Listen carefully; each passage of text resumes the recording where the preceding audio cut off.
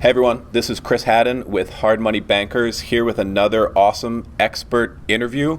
Today we have Mike McDevitt, the CEO of Terra's Kitchen, the former CEO of MetaFast. Mike, thank you for being with us. A pleasure to be here. Thanks for having me.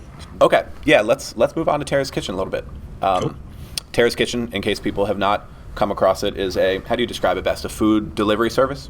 Yeah, I mean, we're a fresh food business through e-com that delivers direct to your door, primarily focused on the meal kit space. So we provide you all the ingredients to make the end meal of which you get to choose. So we kind of take out the middleman of the grocery store.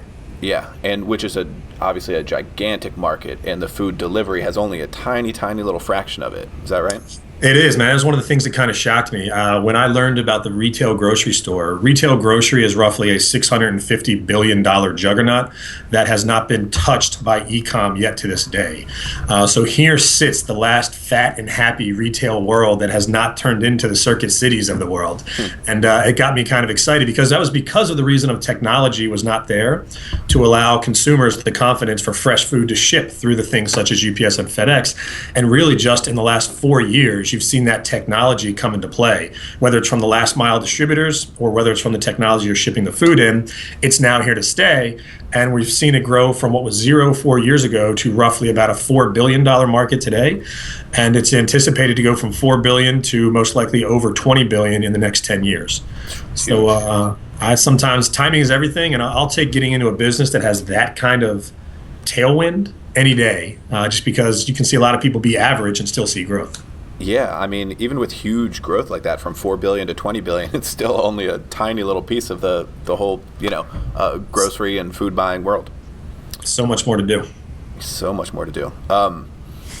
Okay, let's talk about your team as Terra's Kitchen. I mean, you've had some people who've been with you for a while, and you're able to kind of, get the band back together, or whatever you want to say. I'm sure some people have followed you along since the beginning.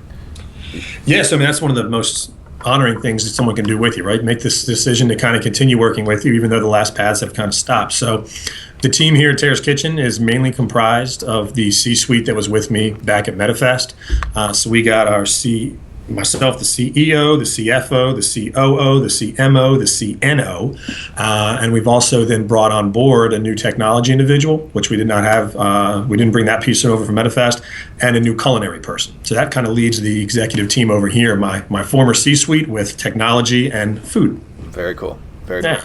Now, what would you say Terra's Kitchen is trying to do different and better than competitors?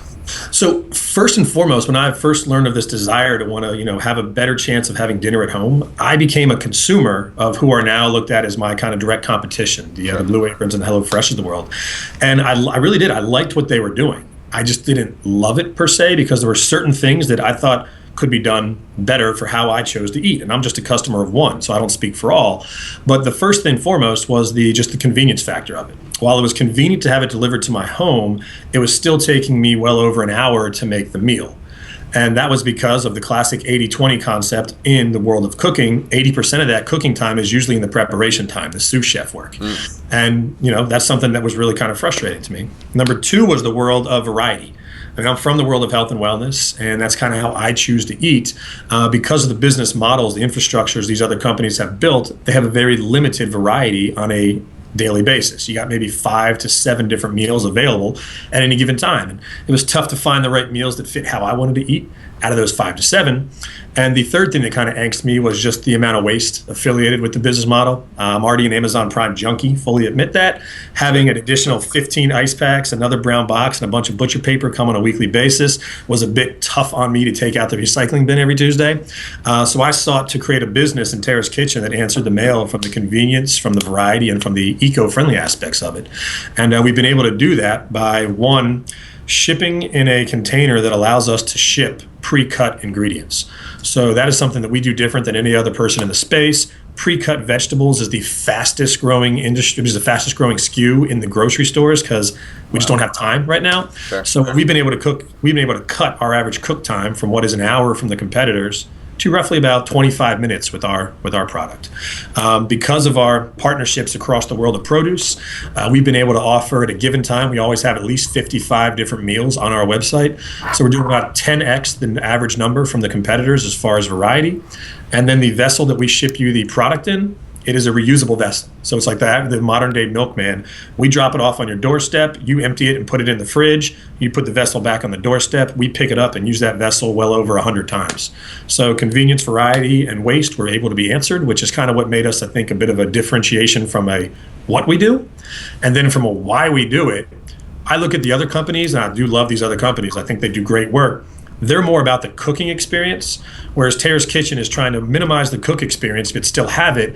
We're about the table experience. We want people to sit around that table and spend as much time connecting and communicating and kind of just taking a pause from their wild everyday life. So we look at it kind of, again, 80-20, 20% of the cook time, 80% of the enjoyment time around the table. Yeah, that makes a lot of sense. That customers of some of the competitors might be more into that cooking experience and they get some of that pleasure there, whereas Terra's Kitchen is more focused on the eating. Exactly. What do you see for the next year in Terra's Kitchen? I mean, growth right now is what we're really trying to get our hands around. I mean, we're seeing growth rates at about 25% month over month right now.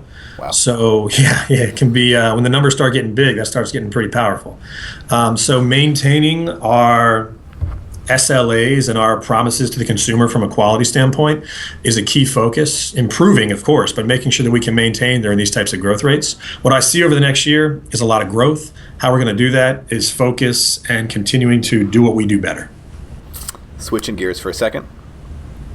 Now, you've had a pretty good run at your previous ventures and at your current one.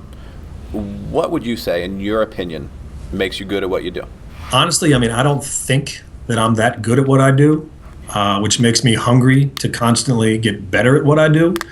I got some clues in my life that make me kind of believe that maybe I'm pretty good. I got people following me where I go. We got some growth coming from the companies I'm affiliated with.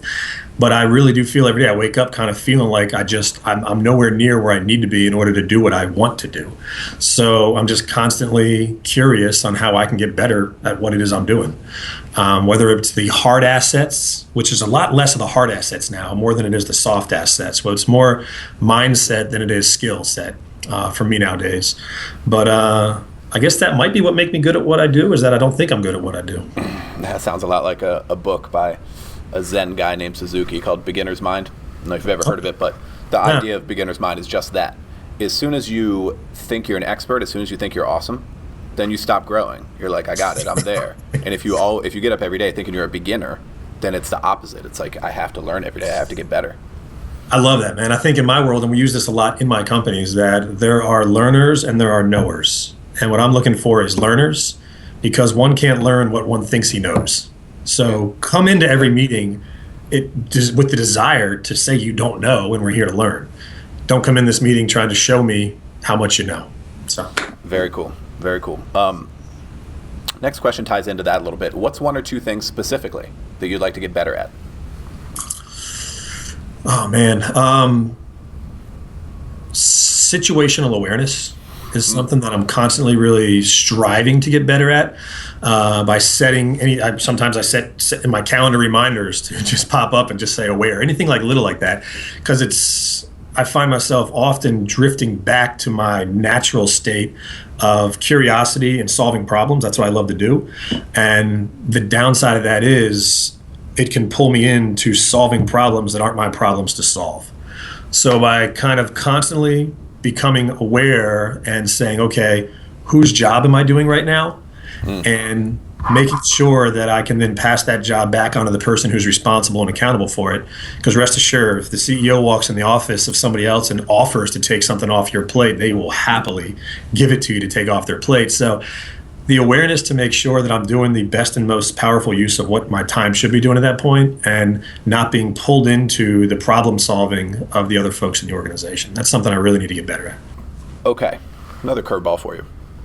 And this is always a funky one for entrepreneurs. What does the word retirement mean to you? Well, that's something that I failed at. You tried and it didn't work. Yeah, I tried that. That did not work. I look at someone like my dad, right, who is by far one of my heroes in life without question. Mm-hmm. And 35 years, FBI, just did some amazing things. And then I was trying to get him to retire. So I'm trying to force him to do this retirement. I think that's what you're supposed to do. And I see him, he's now was it 15 years since his retirement from the FBI, still working as hard as he did in the FBI. And for the longest time, I thought it was just stupid. I was like, what are you doing? You could be doing nothing. And now that I've gotten older, now that I've gotten a little bit wiser, I realize that you have to have a purpose in life. Whatever that purpose is, you have to have drive, you have to have passion. And the word retirement, I don't really have an exact definition for it, because to me it gives this image of beach and a chair and a pina colada. I never desire that. I like those breaks. I like those short 2 to 4 week kind of, I guess, mini retirements in a sense to clear the head. But I hope to God that I am as passionate about it, something that I am right now, like Terra's Kitchen, for the rest of my life, whatever that might be. If it's being a stay-at-home dad, that's a job. That's not retirement. That's a job. It's whatever it is that fills your passion. Make sure you have something like that for it, because it scares me to think what life would be like if I did not have that. I would have a massive void, and we would have a very boring conversation. Yeah, I totally agree with that. And most people who end up, running companies like us have the same sort of personality and mindset that you need something to work towards every day. You need something to push, and it doesn't have to be business. Like you said, it could be something else. It could be golf, or it could be travel, or it could be family stuff, for sure. But a common answer to that question is like, retirement freaks me out. At some point, do I really have to sit around and do nothing? Maybe I even feel retired now, because I basically do what I would do were I quote unquote retired, like do some business, work out a lot, play some golf, like you do a little traveling. It's kind of like what we all do now. It is, yeah. I mean, we're living that life now. It's something that I do hope I get better at in my lifetime, and I hope to have the time to work into it. I would love, right now, my passion seems to be drawn into the growth of these entities that are the businesses that I get involved in. And I love it. Believe me, I'm blessed to have this opportunity. I desire to have my passion towards things that are more relevant to my personal life as opposed to my work life, and finding that balance between those two. And I really think that I'm going to have that opportunity as children kind of continue to grow up in my lifestyle. So that's something maybe that's what retirement could be for me, when I have that ability to flip my passion from that of the businesses that I'm growing to the perhaps grandkids one day, that is what I want to put my time and effort into. Still as passionate, but perhaps of a different genre of passion. Yeah, just a little pivot in that same kind of drive. There you go. Very cool. One last thing for the people watching or listening today, people who are early on in their entrepreneurial journey, or maybe are thinking about starting a company. What's one piece of advice you would give to people earlier in their career who want to do what you do? Two quick things that come to mind. One, the timing is never going to be perfect. So don't wait for that perfect timing. There's always going to be something that you can say, when this happens is when I'm going to make that jump. Those days never come. Two, it seems to be often that it's the innovators of the world, those who like creating things and those who like solving problems, that have the ideas that can become the greatest potential businesses and the greatest potential products, yet they're never satisfied with where that product is, which causes it to never get to where it should go, because it never even starts. So accept B products early on. Accept something to get version 1 out into the marketplace before you put too much time, money, effort, and thought into it, see if anybody else even wants this thing that you want to put out there. Don't get too lost, and sometimes maybe because you're just scared that you don't want to put the product out there because you're showing your passion is that maybe you're not going to be that good. But the day's never going to be perfect, and just get something out there, because it's a lot easier to learn from having something bad about what was bad about it to then make it good than it is to try to kind of perfect in your own world without any outside feedback. So I guess both of those are things saying jump. Yeah, for sure. I mean, you see that in your day-to-day, that there's never a perfect time to start X project, right?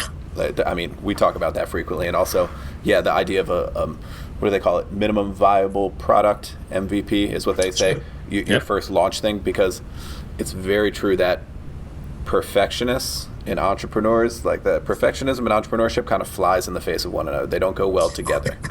They do not. So people should definitely take note of that, because if you find yourself being a super full-on perfectionist, and a lot of people admit that they are, running a company is going to be tough. There's just too many things to do. Very true. Very true. Anyway, Mike McDevitt, CEO of Terra's Kitchen. Again, thank you for taking the time. Thank you very much, man. It was a lot of fun. Absolutely. We'll do it again sometime. I look forward to it. Have a good one.